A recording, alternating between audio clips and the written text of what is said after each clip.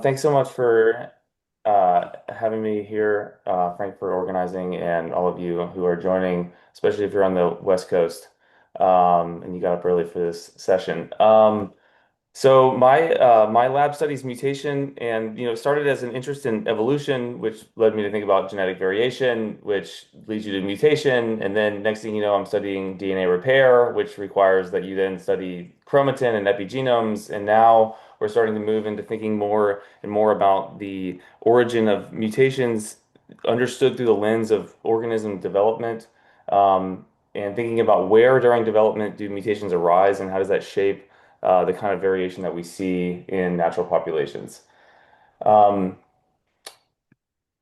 so this idea has a long history in evolutionary biology. So in the book that Charles Darwin wrote on basically on mutation in animals and plants, he talks about cases where people observed new phenotypes emerging in plants. And for example, you might imagine seeing a new flower color emerge on a certain branch of a plant and asking questions about, is that variation now heritable? And so experiments conducted looking at whether that trait is transmissible through grafting or budding, or whether it's transmitted through seed, gives really important insight into thinking about how new variation emerges in a plant, for example, and whether or not that can be transmitted to the next generation through the germline. And so this idea of thinking about mutation as a biological process in the context of organisms is a long history.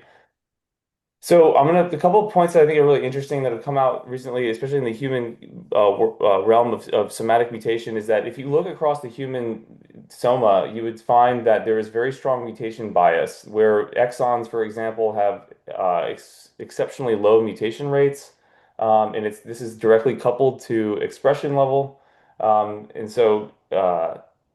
Basically, the higher a gene is expressed in a given tissue, the lower its mutation rate. The mechanisms of this include transcription coupled repair and chromatin recruited DNA repair. But if you look at the human germline, this is not the case. The human germline has a very uniform but very low mutation rate. So it's human testes, for example, accumulate mutations at like an order of magnitude lower than the rest of the soma, but it's much more uniform across the genome. And this is due to the the very diverged chromatin state of the human germline. So if you looked across like all tissues in humans, you see the following. So human soma, there's a strong co connection between expression level, chromatin state, and mutation rates, where exons, which are marked by histone modifications, and especially in actively expressed exons, have low mutation rates, but the human germline does not have this. And so I think this is a really important point when we're thinking about mutation, is that we have to think about where during the developmental process does mutations originate that can contribute to heritable variation. So the human germline is sequestered very early in human development, and it means that all of the chromatin biology that's going on in the human soma will not affect what variation emerges in the next generation. Um, and so there's been quite a lot of work studying mutation rate mechanisms in the human body, and these involve things like recruitment of DNA repair proteins to histone modifications of actively expressed genes. But the critical insight is that these processes don't affect all tissues equally. They happen on a tissue by tissue basis, wherein the human germline is under a sort of unique chromatin state that's different from the rest of the soma. And so so over the last few years, it's become clear that to understand mutation rates, we need large data sets. So a lot of the work I just described comes from massive data sets, for example, looking at millions of single nucleotide variants in human populations to infer mutation processes in the human germline. And the other critical insight that's come out of this is that the connection between expression and mutation rates are so tightly coupled that you can predict what type of cell something is purely by its mutational spectrum. Um, and so these two things together have like inspired the way we think about the study of mutation rates in plants, which is what my lab is currently working on. Um, and so this is the canonical sort of developmental program of the plant germline. There's strict meristem biology that's governed at least in angiosperms, wherein the germline is essentially constituted by the the cell lineage that gives rise to the meristem cells, which will produce ultimately go on to produce germline cells in development. And so there isn't this sequestration of the germline in the same way that you have in metazoan or human development. And so what this means is that there's a longer opportunity for the biology of chromatin, the biology of somatic development to shape the kind of mutations that originate that can give rise to natural variation in populations. And so our lab's been spending the last few years in collaboration with several people here on this who are going to present other work today, thinking about what are the mechanisms that govern mutation rates using things like mutation accumulation lines in plants. And I'm going to summarize a whole lot of work from us and others, but one of the convergent findings that we find is that of all of the histone modifications and epigenomic features that explain mutation rate variation in plants, it seems largely dominated by this histone modification, H3K4 monomethylation. And this is an exceptional chromatin mark in plants because it essentially marks actively expressed genes, especially essential genes, and it marks gene bodies in an extremely well conserved way across plant lineages. In other words, if you were to see H3K4 monomethylation in the genome at the chromatin level, you could be very confident that you're looking at an actively expressed gene in that genome. And so I'm again summarizing a bunch of work, but basically the finding is that this histone modification is actively recruiting DNA repair proteins in plants in a way that's extremely similar and convergent to what has been shown extensively in humans, where you have recruitment of DNA repair proteins to histone modifications. The convergent evolution is of differences in the histone mark and differences in histone readers, but the sort of core biology is similar, where you have systems by which DNA repair is recruited to actively express genes.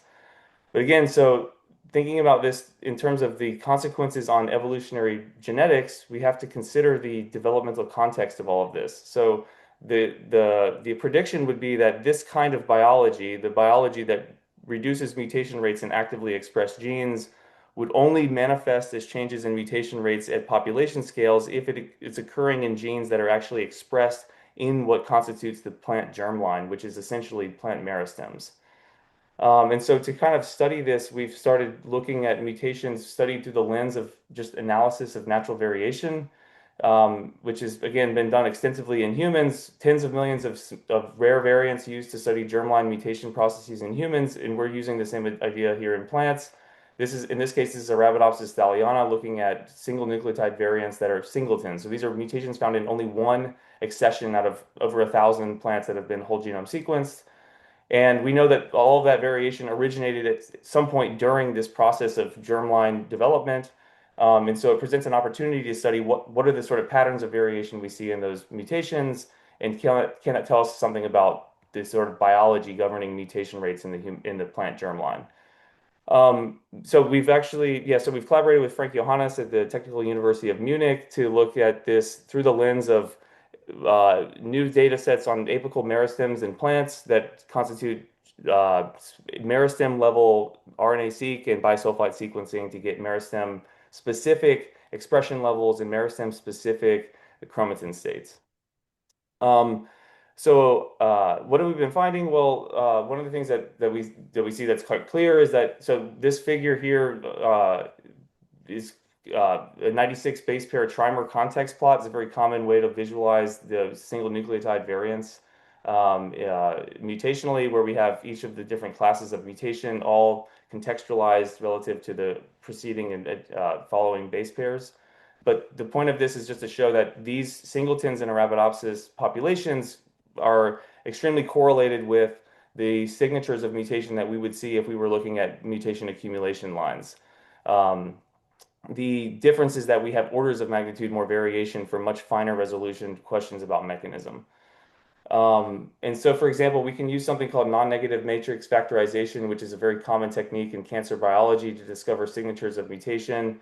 We see three distinct signatures that constitute plant mutational processes. One of them is it looks identical almost to the SBS1. This is the primary signature of mutation in human cancers, and it's driven by cytosine to thiamine mutations at methylated CpG sites. We can project these mutational spectra across the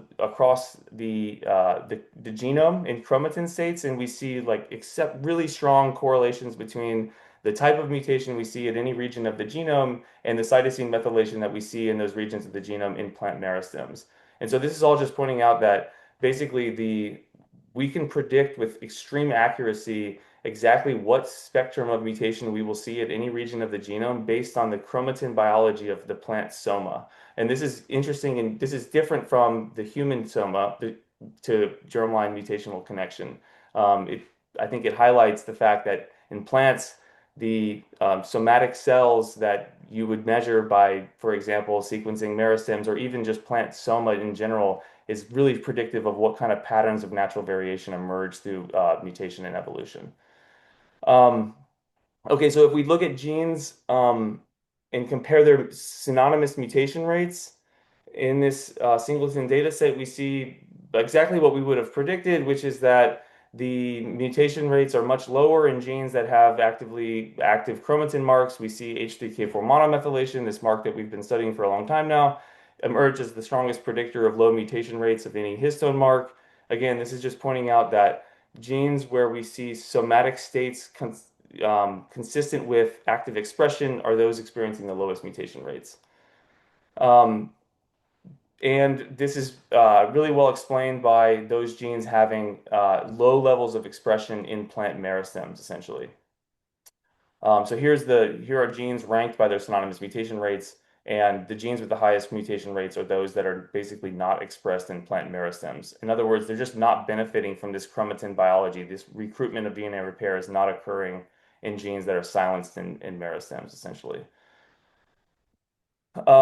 We can do this analysis in a bunch of different ways. So singletons, we've confirmed this. If we look at synonymous divergence from sister species Lyrata, we also see the same pattern. If we look at just all singletons, synonymous or otherwise, we see the same results. If we look at introns only, we see the same results. And actually, even if, despite the number of variants that we have in MA lines, we see the same pattern in mutation accumulation lines directly, where if you're a gene that is silenced in plant meristems, you have a high mutation rate, essentially.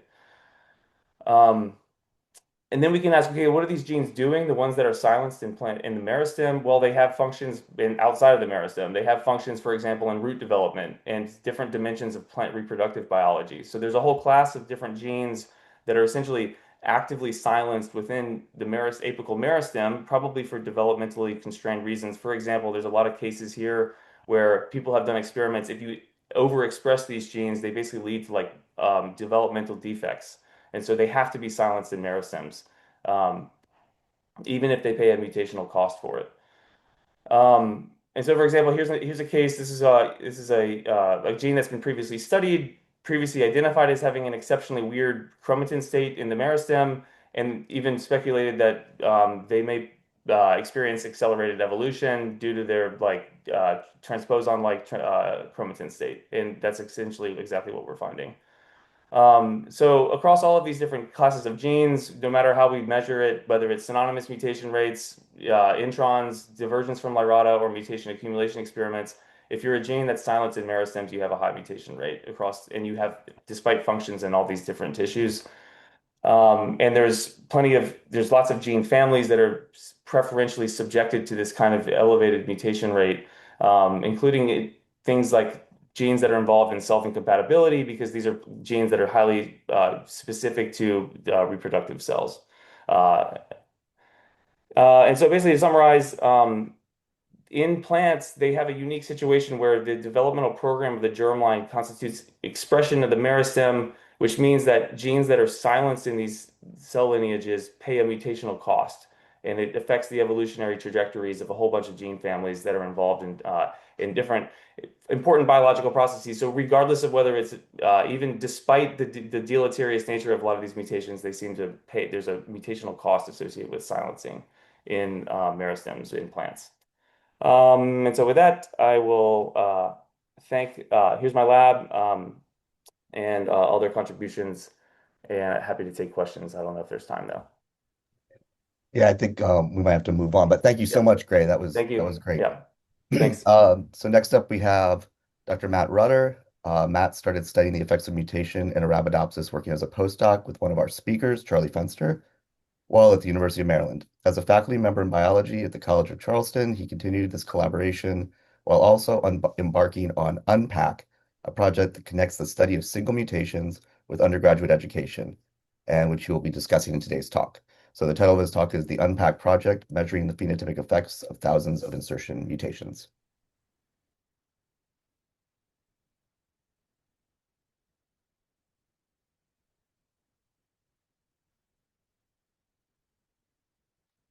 Okay, now hopefully everyone can hear me. Um, and let me restart the presentation. Okay, apologies. So I'll be talking about the unPAK project, which I've been working on for quite a while. And going back to the 1990s, Brian Charlesworth had a nice paper where he discussed what he would ask if he encountered the fairy godmother of evolutionary genetics. And he had a couple of questions, one which was, what was the frequency distribution of selective effects of new mutation? In other words, how many mutations are beneficial, deleterious, or neutral? And what is the rate per genome of things that actually affect fitness? We have a couple of ways of looking at this. Gray was just talking about mutation accumulation lines, for example, where you start with a single, essentially homozygous progenitor. You found from that a number of nearly clonal lines and propagate them separately. And at the end of the day, you see these differences between lines. This is a great way of observing the spontaneous mutation process. You can get an idea of that question of rate. At the end, it is a little complicated to sort of understand the effects sometimes because each of these lines contains a collection of unique mutations and it can be hard to disentangle them. So there's another classic way that a lot of biologists have looked at the mutation process, which is to add mutations in some way. So to use mutagens, it could be radiation or chemicals, different things where you can maybe control the amount of mutations that go in, and that might allow you to focus on what the effects of mutation are on some region of the genome or some part, and maybe you can focus on what happens when you change some part of the biological machine. What does it do to how it runs? In plants, one of the major ways of changing the genome of plants is to take advantage of a bacteria that, as part of its infection process, changes the genome of the plant. So Agrobacterium tumefaciens, when it infects a plant, it inserts into the plant genome some of its own DNA called tDNA. And it turns out biologists are much better at manipulating bacterial genetics than they are at directly manipulating plant genetics. And so they've borrowed this technique. And quite a while ago, the Salk Institute embarked on a major project where they repeated this process of having bacteria insert genetic material into the model genetic plant Arabidopsis thaliana. And they did this literally hundreds of thousands of times, generating tens of thousands of mutant lines. The genetic information that was inserted in this case was essentially nonsense. And so where it inserted into the genome presumably would be disruptive to the location where that insertion happened. So they built this gigantic collection of mutations. They went back and sequenced where the mutation went, so they knew for each line where the mutation actually occurred. But we didn't really know was that part that Charlesworth was talking about was what was the effects of those mutations. And so I work at a primarily undergraduate institution, the College of Charleston, and we knew that students were actually excellent at measuring macroscopic traits in plants, counting how many fruits a plant made, measuring its size, keeping track of its life history over time. And so we built a project called unPAK, which stands for Undergraduates Phenotyping Arabidopsis Knockouts. In this, we worked with this Salk mutant collection. We screened for mutant lines that had a single mutation, so they differed from the wild type by just one mutation that was homozygous at a locus. And then we grew them up and measured phenotypes on these. And our interest was really to see if we could use information about the genes or something about the genome to maybe predict some of what the effects of these mutations were. This is a big project looking at a lot of these lines, and so we actually built a group of a lot of different institutions and different kinds of institutions who were working on phenotyping these different mutant lines. A lot of it was done in work in labs at these locations, but we also built a curriculum associated with this and brought this into the classroom where we had students phenotyping a mutant line that no one had ever looked at before, measuring characteristics on it, learning about the contribution of environment and genetics and mutation to plant form. It was a lot of fun. We trained thousands of students in that way. And just to give you kind of a little bit more background on what our experiments were like, usually we were growing the plants in some kind of controlled environment. So Arabidopsis are small, and so you can fit a lot of them into something like a growth chamber. And so we might have a growth chamber where we'd have lots of plants growing in sort of a controlled environment. And we would measure traits associated with size, with plant architecture like branching, with the timing of reproduction, with the reproduction in terms of the number of fruits they made or the fruit size, those kinds of things. And we typically grew the plants alongside both wild type plants, the plants that did not contain this tDNA insertion but were otherwise similar, the Columbia reference genome in Arabidopsis, and also plants drawn from natural populations from Arabidopsis's native range. So we kind of wanted to be able to put the mutational variants in phenotype that we observed alongside the variants that we saw across natural populations. So I'm just going to give you kind of a bird's eye. We did a lot of different experiments and studies as part of this. I'm going to give you sort of a bird's eye view of what some of these different results look like. And so what we're looking at in this figure is a measure of fruit production. On our x-axis here, we have a measure of fruit production, and it's been centered around a value of 0, which represents the mean fruit production of the wild type plants in this case. And so negative values would be plants that had lower than that average value, and positive value would be things that had higher values. The bottom panel on this are a number of plants grown from that wild type. And so for some complex phenotype like fruit number, it's probably not surprising that even essentially a bunch of plants grown with the same genotype, you're going to see a distribution of fruit numbers associated with that. The top panel on this is what we call the phytometers. These are our natural accessions, and as would be expected, there's a much wider range of phenotypes associated with that because they come from many different genetic backgrounds. And on the middle, we have plants from our tDNA mutant lines. They also have a much wider distribution of phenotypes. So the introduction of those mutations is indeed generating a lot of phenotypic variation. But the other thing I would point out is we don't see what many have over time, assumed that there would be a massive bias towards deleterious and neutral mutations, but we actually see many plants that are doing better than those wild type plants. We do see that the mutants are able to explore some phenotypic space that we don't typically see even in some of the natural populations. So if we look at a couple of different traits, like how tall the plants are essentially and fruit number, on this, the red dots represent the wild type, the blue dots represent the natural populations, and the black dots represent the mutant populations. And you see there's some areas of this combination of traits where we see really just the mutant plants and not others. Of course, the effects of mutation are going to depend on what the environment is, and this is probably not surprising to anyone, or what kind of trait that you're looking at. I'm going to focus, I could talk about both of those. I really am going to have time to talk about the environment today. And so what we are looking at here, again, are measures of fruit number, all kind of the same axis for all these, of plants grown in a number of different environments. And each of these, the gray distribution is the distribution of mutant plants. So we're just looking at the mutants here. And the dotted line, the dashed line represents the average of the wild type. And the solid lines represent 95% confidence intervals of phenotypes that we see in those wild types. So generally things that are outside of those solid lines are sort of beyond what you would expect the range in the wild type plants. So on the top left, we're looking at plants grown in a standard environment. We see kind of this case where we have plants that are doing both better and worse than the wild type. But I think as you change the environment, you can see some interesting consequences of this. The two other panels on the top are cases where we enriched the environment. We added nutrients in different ways. And in the middle one, so for example, when we added both nitrogen and phosphorus to this, what we see is that actually, in that case, many of the plants did do worse than the wild type plants.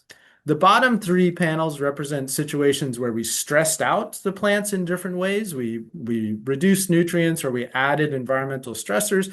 I think if you look at the lower right panel, low N, this is a nitrogen restricted case, what we see is the variation squeezes way down, and especially that wild type variation becomes very narrow. In fact, it becomes very easy to see the effects of mutation, both beneficial and deleterious, because of that restricted variation that we see. So there's a big role of the environment in determining what these effects are.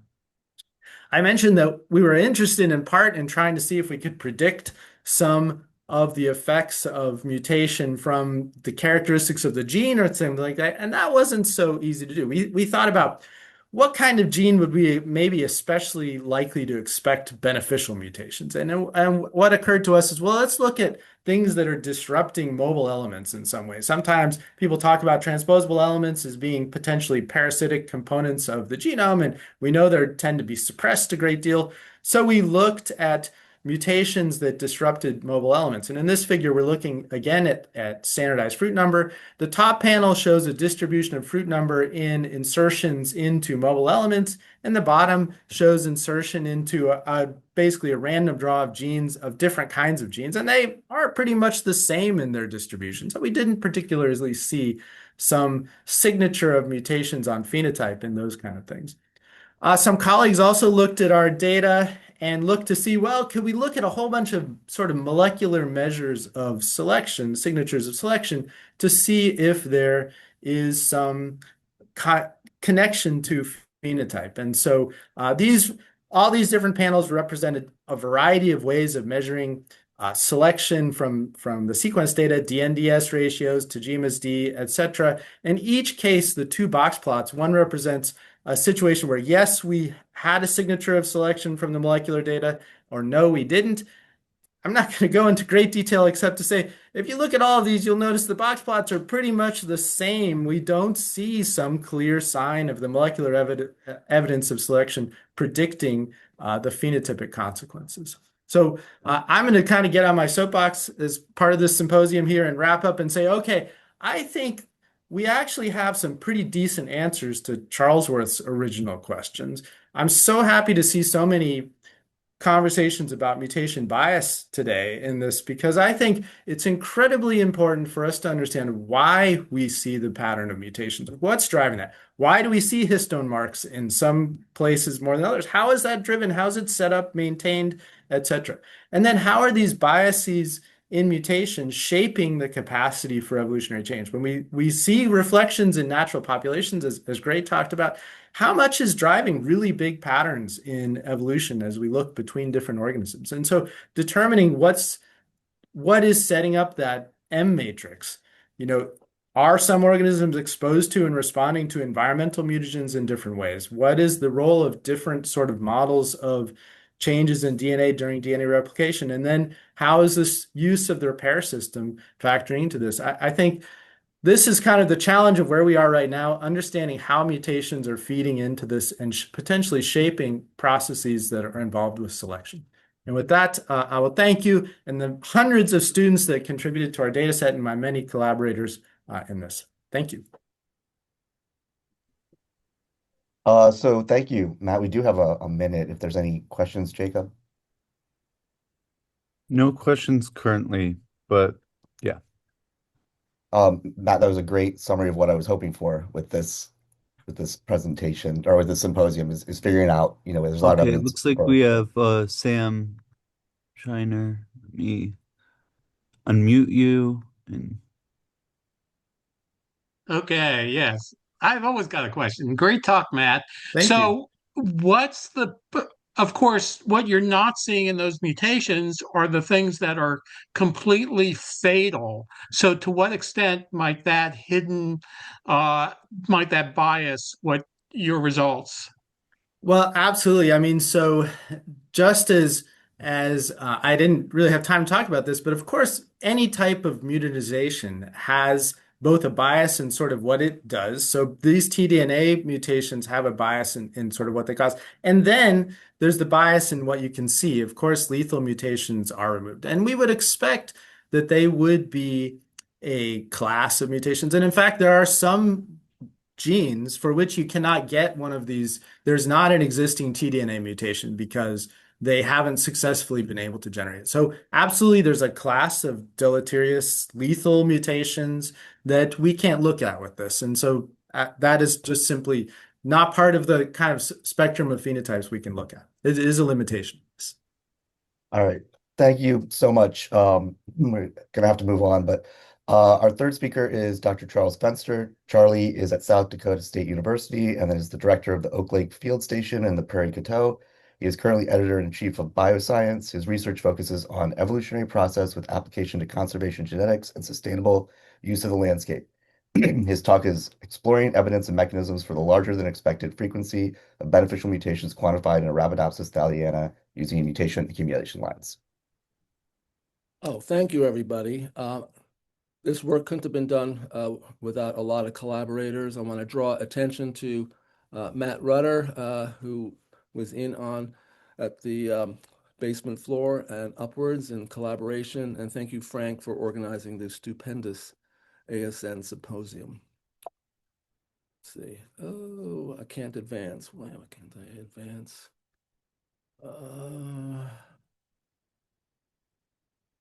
I'm unable to advance my slides. Can you try clicking on your slide once? Sometimes that's the problem. Thank you, Deepa. And I have another collaborator. So when we began this work, the dogma was mutations are deleterious. On the top is a quotation from Keatley and Lynch. Theirs was a response to Ruth Shaw's and colleagues' demonstration that mutation accumulation lines in the Columbia founder measured in the greenhouse resulted in evidence for a lot of beneficial mutations. And towards the end, 2022, Peter Keatley's group is now finding evidence for beneficial mutations. And our work is bracketed by these two statements. And I also want to emphasize that both Peter and probably Mike Lynch have been great supporters of our research. So in no way have they been anything but collegial. So what I'm going to do today is summarize our work demonstrating high rates of beneficial mutations. I'm going to briefly mention a theoretical conceptual basis that allows for our observations. And then I'm going to relook at our data that supports especially Song et al.'s work, and then briefly get into future directions. All right, so we've seen this slide before. We use mutation accumulation lines. What they are is you start out with a founder that's in mutation drift equilibrium, so it's basically homozygous. The advantage with Arabidopsis is that it's a selfer, and so you can cultivate the lines by single seed descent, which means that even very deleterious mutations will be fixed in the lines because the effective population size is so small, although you do lose lethal mutations. And this slide simply demonstrates with the stars that you have de novo mutations occurring independently in different lines. I'll also mention in response to Sam's previous question that we do miss lethal mutations, but really our focus is on the contribution mutations to standing genetic variation. And so I think it's really less of a concern if you look at it from the perspective of adaptation. All right, so where did our MA lines come from? Columbia founder was originally collected by a German physiologist, geneticist in northern Germany, who shipped the lines to Columbia, Missouri, which then have been distributed. Ruth Shaw developed MA lines and very generously shared them with us. And then we grew the founder and the MA lines in multiple times in the Blue Ridge of Virginia, and one time at the field station in Michigan. And okay, so we got these results, and Matt and I thought, well, you know, our initial focus was maybe Ruth Shaw saw so many positive beneficial mutations because it was a greenhouse environment. We thought a harsher environment like the field would demonstrate deleterious mutations, and we got the same results as Ruth and colleagues' work. So we scratched our heads and said, well, maybe we really want to study the effects of mutations in the environment in which they would occur. And so with that in mind, with help from Jon Agren in Sweden and Eric Imbert in southern France, we collected new genotypes, new founders, developed our own MA lines, and with the plan to eventually plant them in the field in a reciprocal fashion in the context of Fisher's geometric model. All right, so this just demonstrates that now we're replicating the founders up to 8 more. We had from each of 2 populations in France and 2 populations in Sweden and France. We had 2 founders, 50 MA lines per founder, and all of this work, all these lines have been sequenced. All right, so I hope this is a boring result, because the idea is we want people to think that beneficial mutations are boring. They occur frequently. And these are our results to demonstrate that. Let's see. So first of all, we always see significant MA line variation pretty much in all of our experiments, whether in Virginia or in France and Sweden. MA line performance was generally equal to or sometimes greater than the mean founder performance, indicating that there is a high frequency beneficial mutations that have accumulated in our lines. In the European experiments, the MA line performance was actually greater at the home site. But even at the away site, when the Swedish lines are tested in France and vice versa, we do still see a high number of lines that outperformed the founder. And Stearns et al. Have seen similar results with EMS created lines. That is, a high degree of high frequency beneficial mutations seem to be occurring in the lines. All right, our greenhouse and growth chamber experiments, including what Matt just talked about, the unPAK work, demonstrated the same thing. Dan Schoen's group, of course, Shaw's group, our group, have seen that MA lines performance in the greenhouse or growth chambers indicate a lot of beneficial mutations. Okay, so the next thing is there a theoretical basis for this? And yes, if you focus on antagonistic pleiotropy, that's a case where an allele is beneficial in one environment but deleterious in another environment.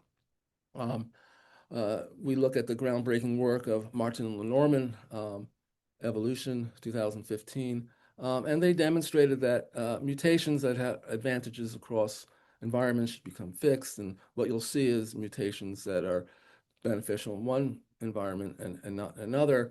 And then Siliang Song and co-authors made the bold prediction and provided both a theoretical basis as well as an empirical basis that most beneficial mutations seen at one time will be deleterious soon after and hence rarely fixed, which makes some interesting predictions for future work.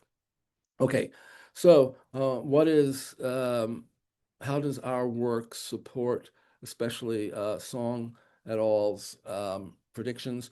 Well, when we worked with the Columbia founder, so these are like 6 separate experiments, and then the French and Swedish founders, which are really 16 more experiments, a total of 22, we never see a correlation of rank performance across environments for the MA lines. And the most frequent description would be that the MA line does very well in one environment relative to the founder and poorly or worse than the founder in another environment. And just to look at the bottom of the French and the French and Swedish experiments, note that the largest class of lines that perform statistically better, the largest class of lines that perform statistically different from the founder were those that performed better in one environment and worse in the other. All right. And we see similar results with EMS treated genotypes. All right, I just want to kind of touch upon maybe Deepa's work, but just to get at this business of G by E, Noterbrook et al. Took the experiments that and data from that Matt and I performed in the field and just on it. Sorry about this. To your right, you'll see our planting design in the field in Blue Ridge, and those little plastic sticks or cocktail swizzle sticks that demarcate where the plants were planted. And you'll see a pattern, but at the of sub-blocks. Our block was basically at the 2-meter scale. And so what Noterbrook et al. Has done is has looked at the environment of local environment of the plants. And if you look at the B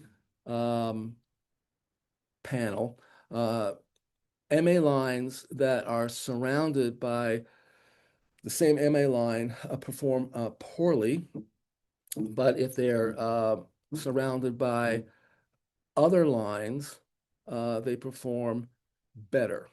Okay, and this also demonstrates the evolution of competitive ability at in ecological timescales due to mutation. So going forward, I think I have a little bit of time. There's a lot of great questions that we can address if we synthesize these findings with the 1001 thaliana genome project. And I'll just draw your attention to maybe the bottom 3 big questions. Can we make predictions about the specific types of mutations or mutations in specific classes of genes which contribute to G by E and antagonistic pleiotropy? Are there particular genes that are associated with turn on and off across environments, for example? Of course, the great question would be, can we quantify the distribution of fitness effects of new mutations like Bondel et al. Did? We might we're perhaps limited to looking at classes of mutations.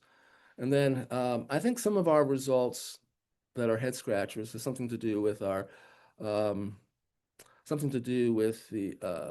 inability to understand the shape of the fitness surface for new mutations. And with that, I'll take questions. Thank you.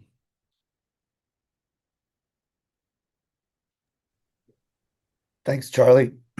Do we have any questions? Not currently. Not in the Q&A at least, and I don't see anyone with their hand raised. Okay. Good. All right. Well, I guess I'll do the introduction then for David, because then he can start at 9:45. Our next speaker is she received her PhD from the University of Texas at Austin in 2009 and conducted postdoctoral research at Harvard University before returning to India.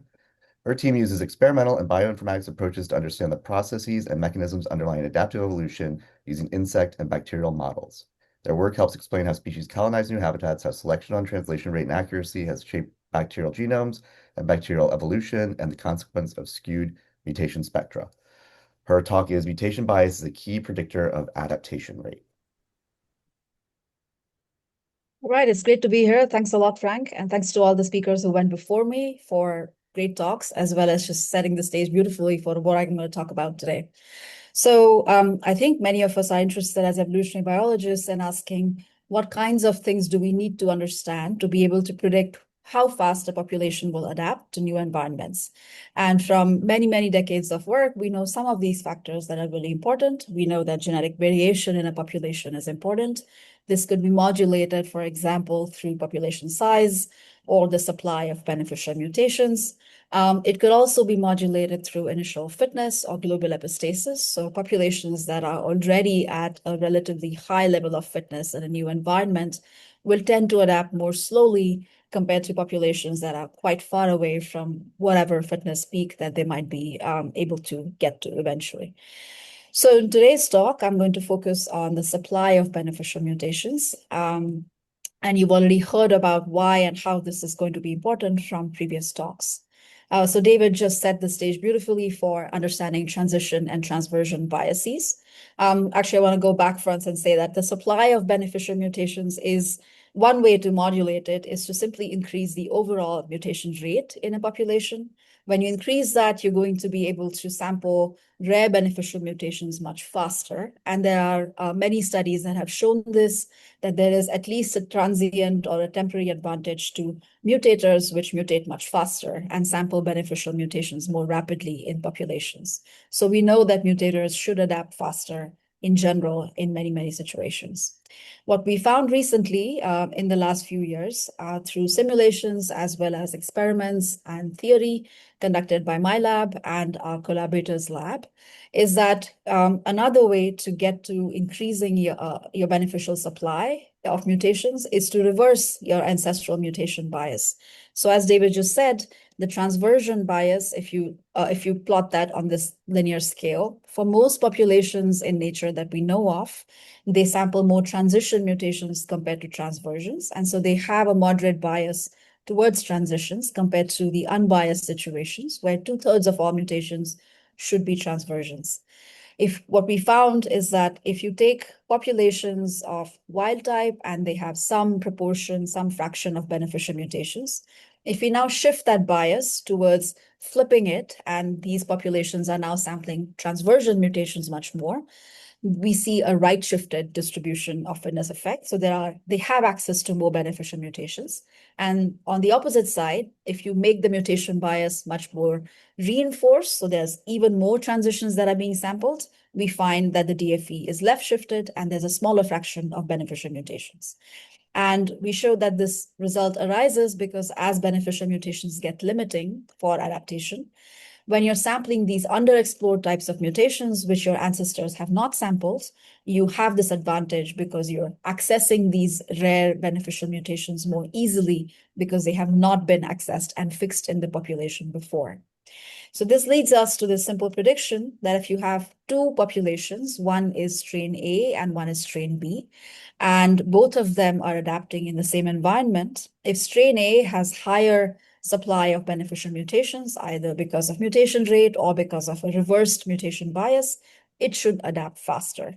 So if I take any two pairs of strains and I ask what is the relative increase in fitness in some time frame while they adapt to a new environment, I would expect that this distribution of these pairwise differences in relative adaptation, amounts of adaptation that have happened should be right shifted, right? Because strain A should be adapting faster than strain B. So we tested this using pairs of E. coli strains, which have opposite transversion biases. And we generate these strains by deleting different DNA repair genes in E. coli. So there are 4 that I'm showing you here. This NTH-NEI is a double knockout. And when you compare to wild type, you see that 2 of these strains with the same mutation rate, that's 10-fold higher than wild type, have opposite mutation biases. We expect both these strains to do better than the wild type. And we expect mutation muti to do even better because they have a 100-fold increase in mutation rate compared to the wild type. And within each mutation rate category, we would expect that the reverse bias strains in yellow and brown should be doing better compared to the light blue and the dark blue strains.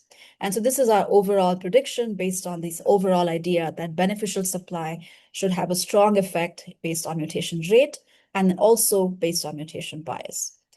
So we can look at these different strain pairs and we can look at different environments and we have this simple prediction.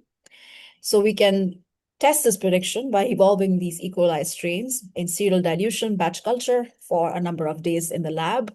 We look at early adaptation during 16 days of adaptation for the first phase, and then double the amount of time for 48 days of adaptation total to look at the late phase of adaptation. And we do these experiments in 6 different environments. And here are what the results look like. I don't want you to look at the details here, but the general idea is to show you that growth rate in all of these environments is generally increasing for all of these populations. And if we now start to do the kind of pairwise analyses that I mentioned earlier, here's what we see. So here's the distribution in the early stages of adaptation, days 0 to 16. You see that the number of pairwise comparisons showing where strain A, which is one where we predicted should have a higher SB, is actually doing better. It is adapting faster or to a larger extent in that same time frame. But we don't see that result for the late phase. So there's an early advantage of an increasing mutation supply. Now, the problem with these data is that the effects of mutation rate and bias and initial fitness are all mixed up.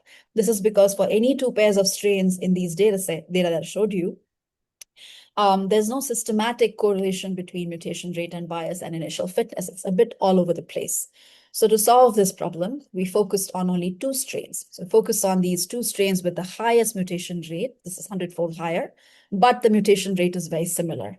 And what we did is we repeated this process by which we generate these knockout strains, where we use cloning. And in the process of cloning, what happens is, given the very high mutation rate, of course, they acquire a lot of other background mutations.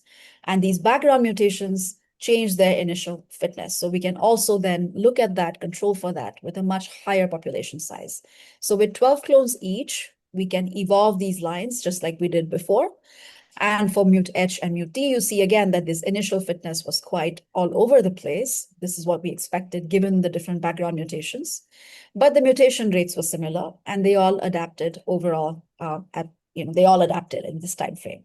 And so then we can ask, what does this distribution of pairs of clones look like, where mutation rate is exactly the same across the board, but mutation biases are different. So if you look at all clone pairs, we again see the same result we saw before, that in the distribution is right shifted.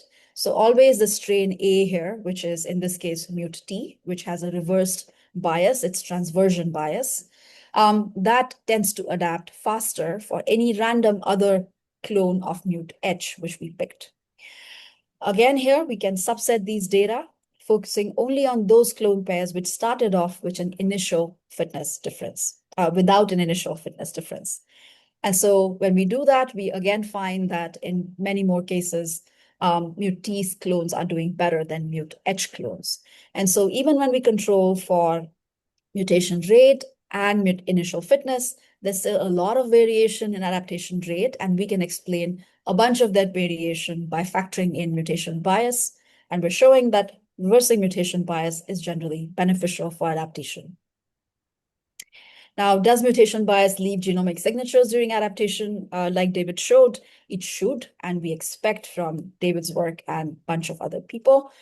So what we looked at, what data I'm showing you now, is looking at the genes that were mutated often across all these different strains. And we found 3 genes, RPOB, RPOC, and this intergenic region between the genes PIR-E and RPH, which were often mutated in all of these strains.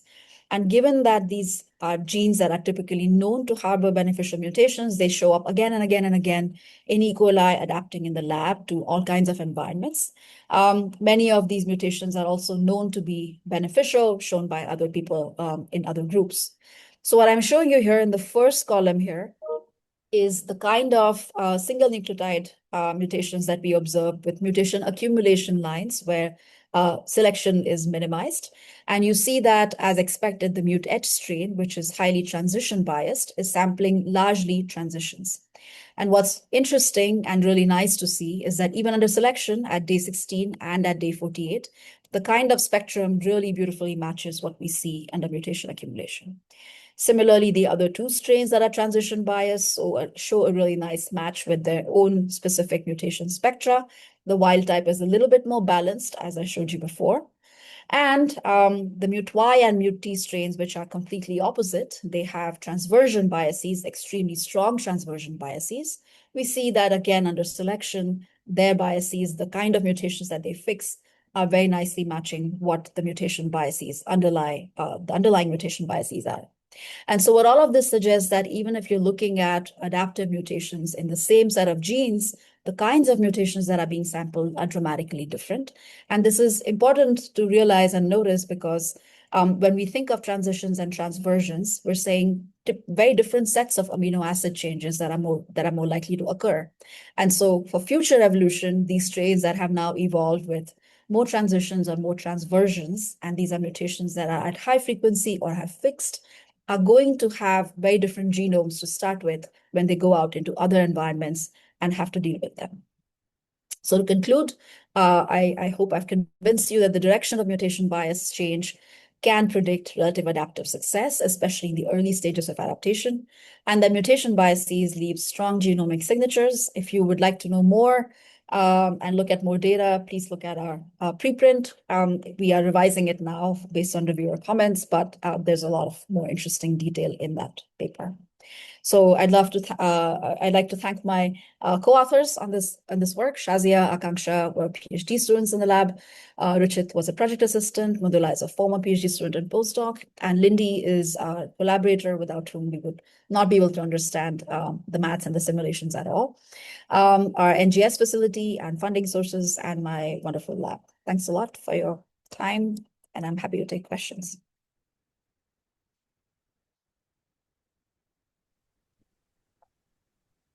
All right, we have time for questions. Feel free to throw them in the Q&A or raise your hand and we can unmute you for your question.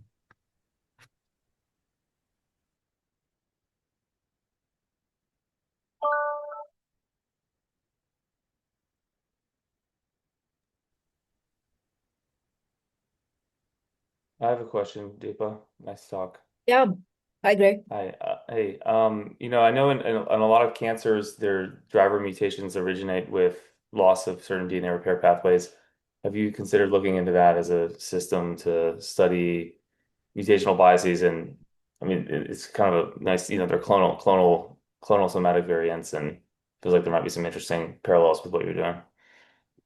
Yeah, no, so Lindy Wall has actually done that kind of analysis with collaborators, looking at what happens in cancers, and they do find similarly strong signatures of, flipping the reverse. So the mutation bias seems to be especially enriched for specific kinds of cancers, which are not hypermutator associated cancers. So Yeah. even in those cases, they do see signatures of that.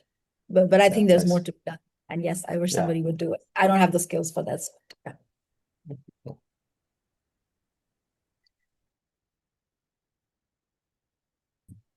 We have one more question in the Q&A. Does a positive impact of reversing bias on adaptive outcomes imply that previous selection was similar to the new selective environments, as otherwise the beneficial mutations in the new environment would not be depleted and the strains keeping or reinforcing the ancestral bias? A great question, Rowan. So I think actually what we have found in our older data set, in contrast to what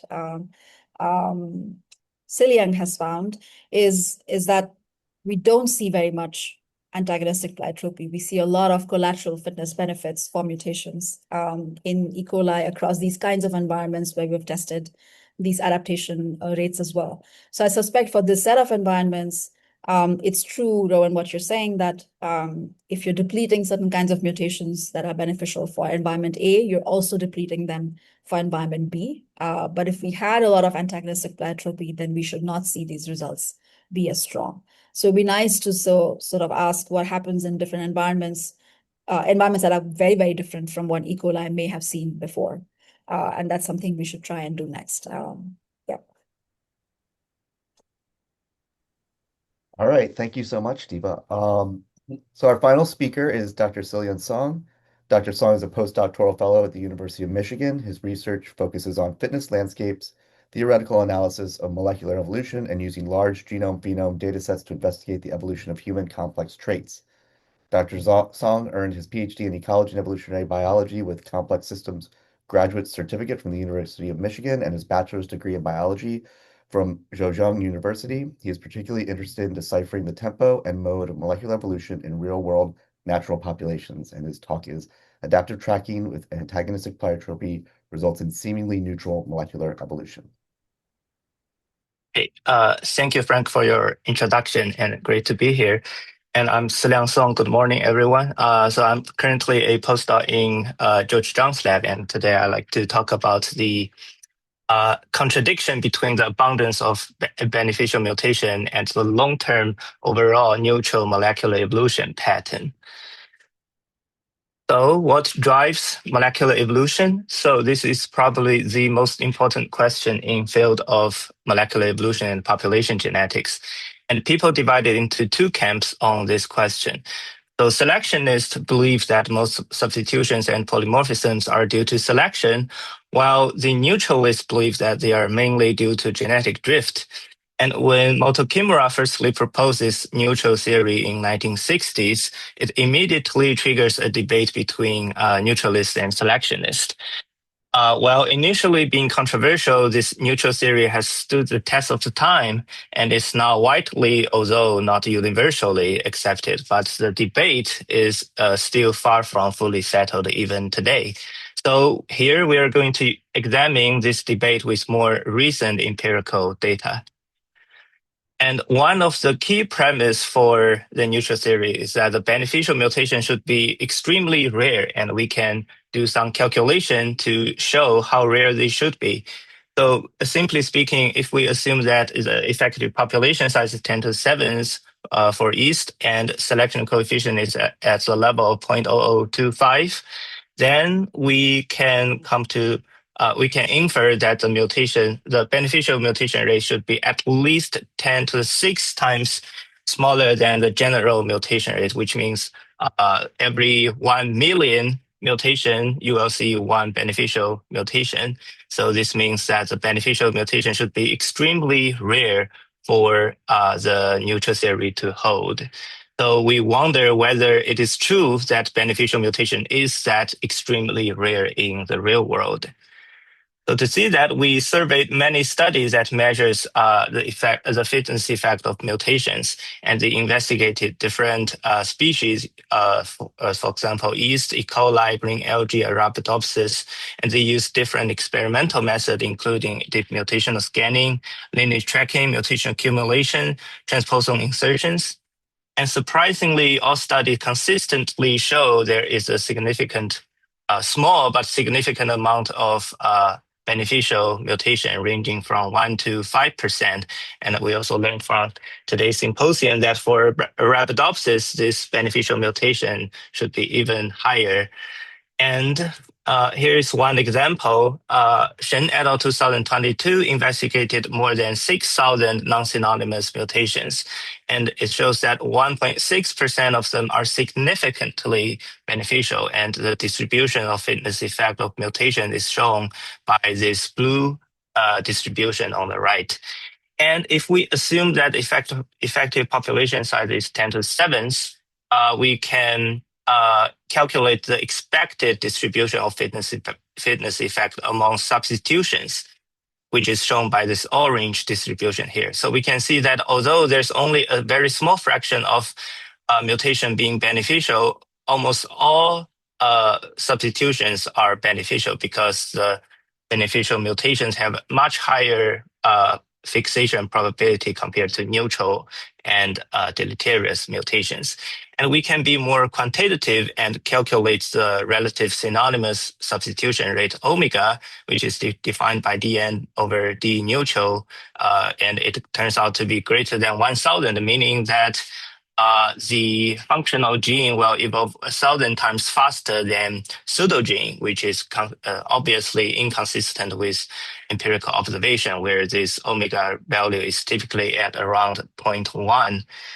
And also we can calculate the fraction of non-synonymous mutation substitutions that are beneficial, alpha, and it turns out to be very close to 1, meaning that almost all substitutions will be beneficial. So it shows that the beneficial mutations are indeed much more abundant than allowed by neutral theory. So does that mean neutral theory is wrong? So there is one potential explanation that can save neutral theory, which is that it's probably because that organisms are not well adapted to the lab environment where the fitness is measured. That's why we see such abundance of beneficial mutations. But those organisms should be well adapted to the natural environment. So maybe the beneficial mutation is indeed that rare in natural environment. So next we want to check if this explanation is valid or not. So to answer this question, I'll first try to show that it takes a very long time to be fully adaptive to a constant environment. And one example is Lansky's long-term evolution experiment. So basically, even after evolving the E. coli population in a constant environment for more than 40,000 generations, we can still see the population mean fitness seems to be still increasing. And omega value is still significantly higher than 1, indicating a strong signal of positive selection, even after evolution of more than 16 years. And another example is East long-term experimental evolution from Johnson et al. 2021. They also find that even after evolution of more than 5,000 generations, the East population's population fitness is still significantly increasing. So these two examples shows that it indeed takes a long time to become fully adaptive to even a constant environment. Actually, it takes too long that an environmental change is likely to happen before it. So the organisms are typically far from fully adapted to the natural environment before it changes, just like lab strains are far away from fully adapted to the lab environment. So we can say that the DFE we measured in the lab environment should, to some degree, in principle, be relevant to those in nature. So the previous explanation is not valid. So this means basically, even if we measure DFE in natural environment, we should still see some significant small fraction of beneficial mutations. So we still need to face this contradiction. Basically, there are too many beneficial mutations according to the empirical DFE, predicting that omega will be much higher than 1. And also the Lansky's long-term experimental evolution also show omega higher than 1 for very long term. However, it is typically observed that the omega is much smaller than 1 in natural evolution, typically from the analysis of from comparative genomic analysis. So why is there such a contradiction? So to reconcile this contradiction, we propose a new hypothesis called adaptive tracking with antagonistic pleiotropy, and in short, we call it adaptive tracking hypothesis. So basically, we admit that there are basically we admit that the beneficial mutations are abundant at any time, but the antagonistic pleiotropy is common. Basically, if a mutation is beneficial in one environment, it tends to become deleterious when the environment change. And the environment change faster than the fixation of beneficial mutations. Actually, if we calculate the expected fixation time for even a beneficial mutation, it can take a very long time, as long as 1,000 generations. So for the outcomes, most beneficial mutation observed at one time will become deleterious soon after, so they don't eventually will reach fixation. And consequently, most of the substitutions will still be neutral. But the population will always be adapting to the changing environment because of the existence of the temporary transient beneficial mutations, and cause a phenomenon called adaptive tracking. So here is a conceptual illustration showing the difference between neutral, adaptive, and adaptive tracking model. So for neutral model, there's almost no beneficial mutations, and as a result, there's almost no beneficial substitutions. And for adaptive tracking model, it allows a small fraction of beneficial mutations, but because those beneficial mutations have much higher rate being fixed compared to neutral and deleterious ones, so they will take up almost all of the substitutions. And for adaptive tracking model, it also allows a small fraction of beneficial mutation, but those beneficial mutations will later become deleterious when the environment change and will eventually get lost from the population. So most of the substitutions will still remain neutral. And so here we want to check if the adaptive tracking model can indeed generate a molecular evolution pattern as empirically observed. So we use SLIM to do forward population genetic simulations for 4 models, pseudo, neutral, adaptive tracking model. And specifically for adaptive tracking model, we will simulate the environmental change. And when there is environment change, we will reassign the fitness effect for all of the non-neutral mutations and make sure that a beneficial mutation would tend to become deleterious one in when the environment change, while the neutral mutations will always remain neutral. And here is the result of the simulation. So we can see that the neutral model and adaptive tracking model, they have very similar allele frequency spectrum. And for both neutral and adaptive tracking model, most of the substitutions are neutral, and the omega value is much lower than 1. So this means that the adaptive tracking model is indeed highly similar to the neutral model in terms of population genetic characteristics, and this is also consistent with empirical observation. We also checked that this pattern is generally insensitive to the choice of specific simulation parameters. Due to time limit, I will not show the results here. So far we have been talking about the similarity between neutral model and adaptive tracking model. But are there any unique feature for the adaptive tracking model? So one of the case is a mutational trajectory. So for a neutral model, we can see that almost all common polymorphisms are neutral, indicated by the blue color here. But in adaptive tracking model, sometimes a strongly non-neutral mutation can reach high allele frequency, but this strongly non-neutral polymorphism is typically transient because the beneficial effect will later become deleterious when the environment changes. So this polymorphism is very short-lived and leaving sharp spikes in the mutational trajectory. And another difference is the population mean fitness trajectory. For neutral model, the population mean fitness is generally stable. But for adaptive tracking model, if we look at each interval of constant environment, which is indicated by white and gray bands, you can see that the population mean fitness is increasing at almost any moment, suggesting that population is actively adapting to the changing environment at any moment.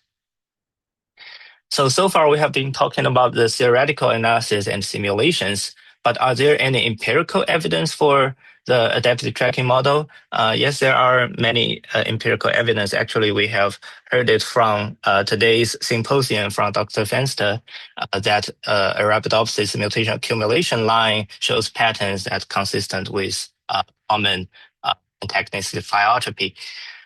So, but here I'm going to introduce a yeast experimental evolution, which is conducted by a former postdoc in the lab, Piao Chen. So what Piao Chen did is that, so in order to validate the prediction of adaptive tracking model, he evolved yeast population in 10 different changing environments for 800 generations. And each changing environment consists of 10 different conditions. So in total, there are 100 different conditions. And she also, as a comparison, she also evolved yeast population in constant environment for more than for those 100 conditions for the same 800 generations. And in the end of the experimental evolution, we will send those bonds for sequencing, and each experiment has 12 replicates. So if adaptive tracking model is correct, then we should expect a lower fraction of beneficial substitution as well as a lower omega in changing environment than constant environment. And here we will assume that the substitutions in multi-hit genes are beneficial. And that's exactly what we found. We found that for changing environment, it has a significantly lower fraction of beneficial substitutions and lower omega value, consistent with the prediction of adaptive tracking. And for summary, I would just talk about the most important point. Adaptive tracking with antagonistic pleiotropy reconciles the abundance of beneficial mutation with seemingly neutral patterns of molecular evolution, and is supported by simulation, empirical, and experimental data. So finally, I'd like to thank my mentor, Jianzhi Zhang, the former postdoc Piao Chen, former PhD student Xu Kangshen, and thank NIH for funding, and thank Evolution Meeting, thank this symposium for having me. Thank you.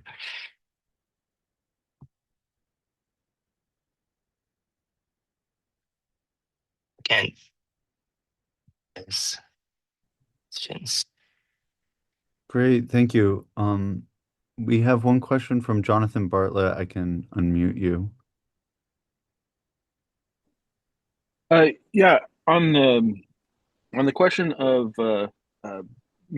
following mutations, have you looked at whether or not cyclical mutations can help explain long-term mutation trajectories? So basically, the negative mutations don't even need to lineages don't even need to die off; they can simply mutate back to a beneficial state. Is that something you've looked at? In our model, we didn't consider reversal mutation, but that definitely is one possibility. But we didn't consider this scenario in our simulation. I know that there was a paper about E. coli that specifically considered this reversal mutation, but so it's definitely possible. It's just that we didn't specifically consider that scenario. Thank you. Okay, thank you so much, everyone. Thanks to everyone for coming. Thank you, Jacob, for all the tech work, and especially thank you to all the speakers. I was really excited about the symposium, but it turned out even better than I hoped. I'm sorry there wasn't much time for questions. I guess 15 minutes goes fast when there's a lot to say, but hopefully people will follow up after this, and it'll lead to a lot more fruitful discussions. So thank you so much. Bye. Thank Thank you. you. Thank you.